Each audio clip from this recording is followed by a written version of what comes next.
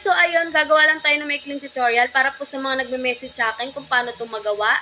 Ayan, yung 2 authentications para po sa security ng ating account. Ayan, punta lang po kayo sa Facebook. Ayan, click nyo lang po. And then, pag nasa Facebook na kayo, guys, pindutin nyo po to, yung 3 horizontal lane. Ayan, pag napindot nyo na yan, guys, scroll down and hanapin nyo po yung setting and privacy. Ayan. Tapos, pindutin nyo po yung settings. At pag napindot nyo na po yung settings, guys, lalabas po ito, guys. Ayan. Nasa unahan lang yan lagi, guys. And then, pindutin nyo po yan. At kapag napindot nyo na yan, guys, may lalabas na ganito. Hanapin nyo po itong password and security. Pindutin nyo po yan. Ayan, guys, lalabas po yan agad. Yung 2 authentication. Ayan. Pindutin nyo po yan, guys.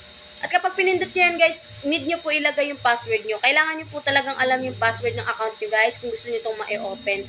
Ayan. Kapag nalagay nyo na po yung password nyo, guys, lalabas na yan. Kung mapapansin nyo, guys, naka-on na po yung 2 authentication ko. Ayan. Nakita nyo po, guys, ilagay ko na po yung number ko dyan. Ayan. Yung security code and authentication apps. Ayan, guys. Sa susunod na tutorial natin, guys, ipapakita ko po sa inyo kung anong ginamit kong authentication apps. Ayan. Diyan sa taas. Ayan po yung authentication apps. Ipapakita ko sa inyo, guys, kung ano po yan.